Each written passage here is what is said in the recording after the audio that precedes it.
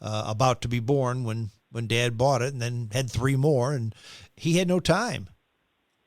He had to raise 6 kids. Did your dad have any issues with reliability or anything? He never drove it enough to have issues with reliability, to be honest. He basically bought it and parked it for 55 years.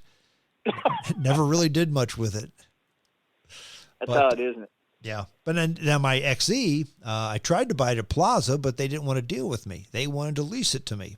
And even after I had it ordered and ready to go, and it got to be a month after they said it would be in, and 2 months after it was going to come in, and they gave me a phone call and said, "Hey, we need to talk about your car." I said, "What's there to talk about? I'm in line and I get the car." He said, "Well, no, we can't sell it to you. Our allotment is done." And after asking them a few questions, basically, they wanted to lease the car to me. And I didn't want to lease it. I wanted to buy it. They make a lot more money off of a lease. Jaguar Land Rover was only going to give them so many cars, and they could make a whole lot more money off of a lease that someone else was going to buy versus my car. So they opted not to sell it to me. So I had to go to Kansas City and buy it from Aristocrat Motors, actually in Merriam, Kansas, suburb of Kansas City. That. Did you do a specific podcast on your Jag, or did you just happen to mention it? I remember that now that you mentioned it, though. I may have done a podcast on it years ago. I mean, because the car's 5 years old now, so it's not a new car. I remember you talking about the struggles of just trying to buy one. I remember that now. Yeah. Isn't that crazy? I don't think I'm the only person who has had problems with Plaza Motors, because there's a second Jaguar Land Rover dealer now in St. Louis in Chesterfield. So, I think more than one person has had troubles with them. So, but probably so. Yeah, without a doubt. Yep. Yeah. Now, let me ask you, as a Chrysler guy, the French-owned Chrysler now, how long is it going to be? It's a consortium. Well, sure, the French, the Italians, but the same people who buy Citroen and Peugeot. It's Peugeot and Opel and the name of the new corporation is Stellantis. Stellantis, correct. But now, from what I heard, one of the reasons they bought Chrysler is because they want to bring Peugeots to North America.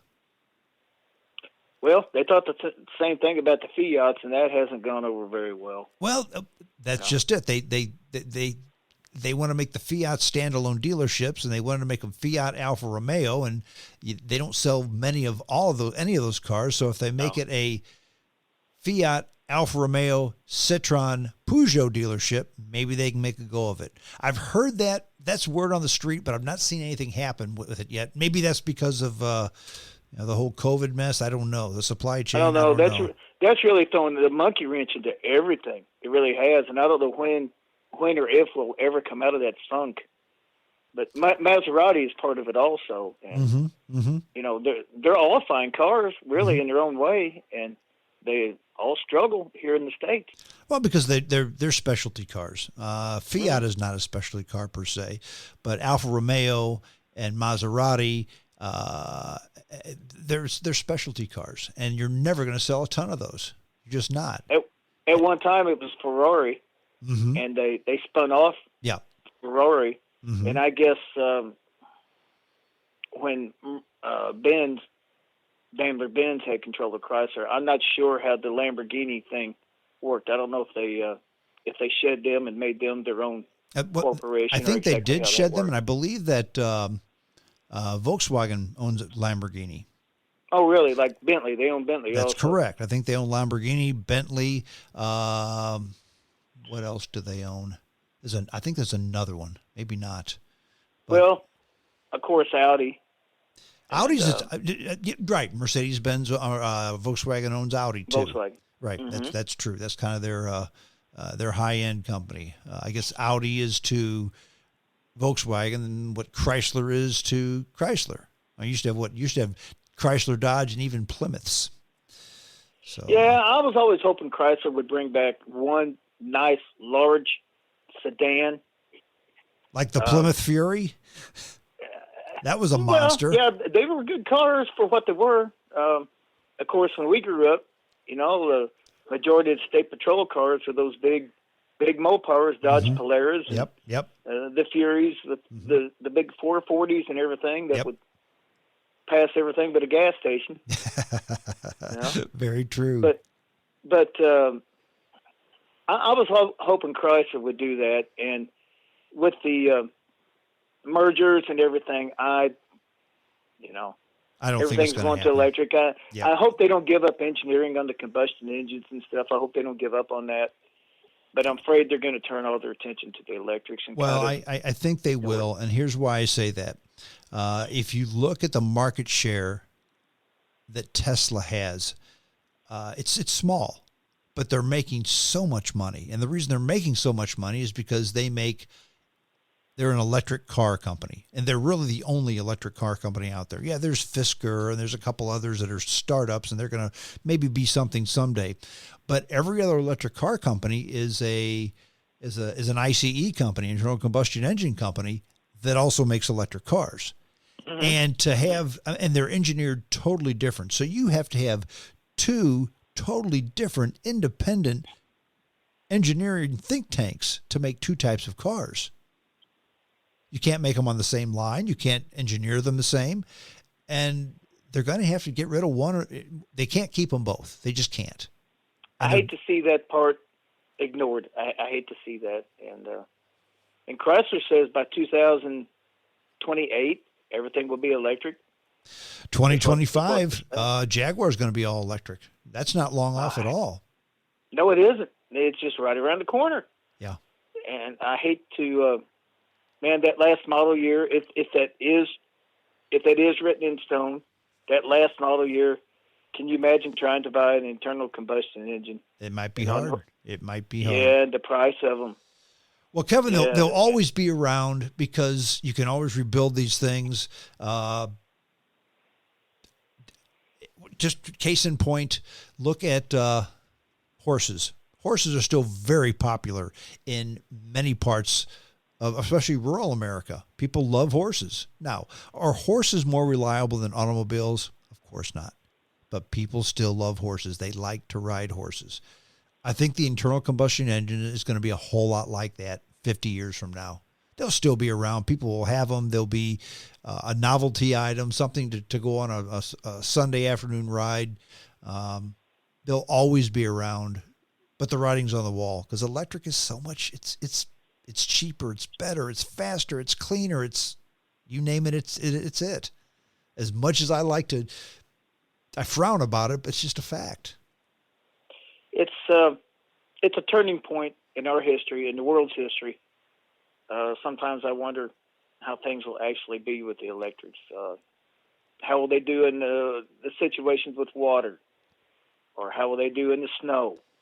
Things like that. And well, sure I will tell you there are very few YouTube do-it-yourselfers on electric cars because if you touch the wrong thing on an electric car, it will kill you. Sure. Plain and simple, you're going to die. Sure. But I'm a pickup guy, and man, I tell you, to think that Cummins engine won't be there in another 10 years when I want a new truck or something, it bothers me. It really does bother me. But then I see the headlines where Cummins is building big rigs that are electric, and that bothers me also. So I just love the sound, the feel, and like the self-driving cars. I think you're in this category with me. I love driving. Yeah. They already have self-driving cars. They're called buses. Yes. They're called taxi cabs. Yeah, I love driving. Yeah, I do too. I don't want that taken away from me. Yeah, self-driving cars are going to be about as popular as. Remember back when we were kids? Why, come the year 2010, you're not even going to have to eat food anymore. You'll just take a pill. Well, newsflash: eating is a whole lot of fun. I mean, and we'd be using jetpacks. Look at us. We'd be using jetpacks to transport us. Yeah, that didn't happen either. That didn't happen either. No, but they were trying to make it reality. Yeah. Yep. Yep. And it's just part of our culture. My goodness. I heard stories of my dad. My dad would be 110 years old if he were living. Mm-hmm. And I heard stories of him taking them old Model Ts and stripping them down to nothing but an engine and frame and hooking two transmissions together, using two transmissions on the thing. Uh-huh. He said it would go right up the side of a wall or jump a stump and do whatever he wanted.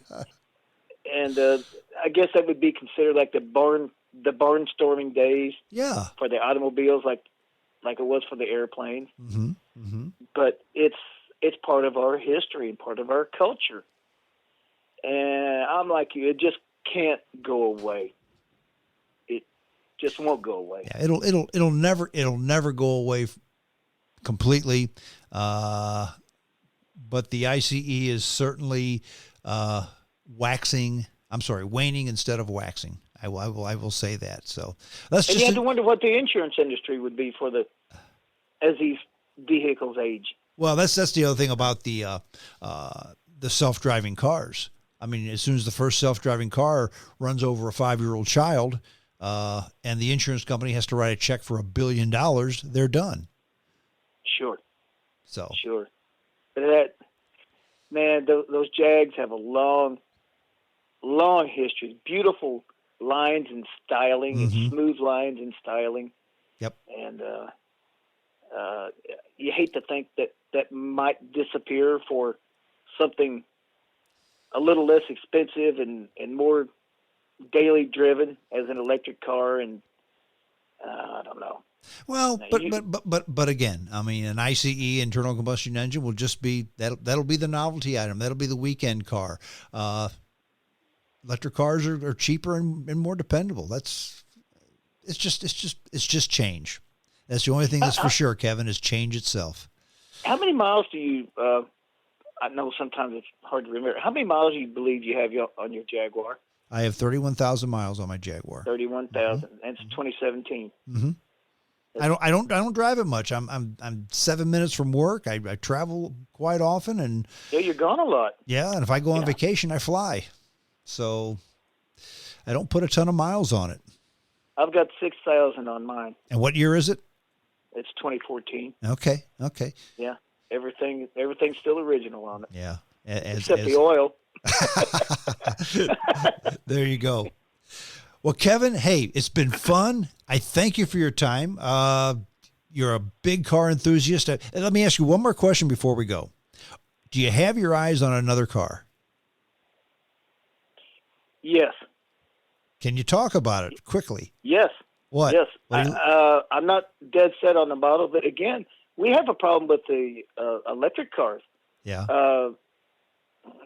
Ferrari was part of Chrysler, part of Fiat. Yes. And I would like to have a Ferrari. Wow. That or I'll buy another Viper. Okay. I'll have a second Viper that I can play around with. Would you buy a new Ferrari or a used one? Oh no, it'd be new. Wow, very good. Yeah.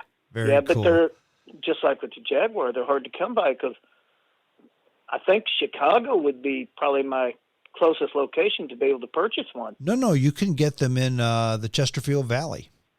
Well, do they have them on display there, or is it something that has to be shipped in? Yeah, that's a good question. I see a lot of Lamborghinis there. I don't know that I've seen Ferraris there. Well, the ones I've checked on, they might have some slightly used ones. Mm-hmm.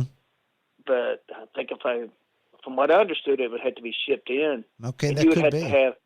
You would have to make the deal with the other, in Chicago and everything. Now I may be completely wrong about that. Maybe things have changed since I researched it. Mm-hmm. Now, because change is constant. Yeah.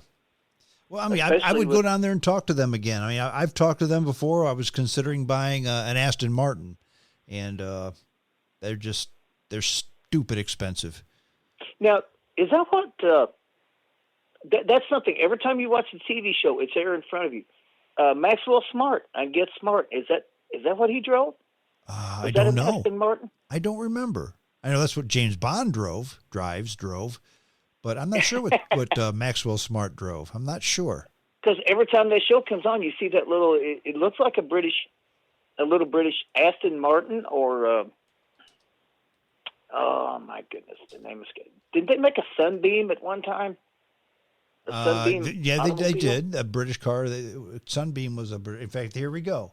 Get Smart car. The car that's Maxwell Smart is seen driving most frequently is a red 1965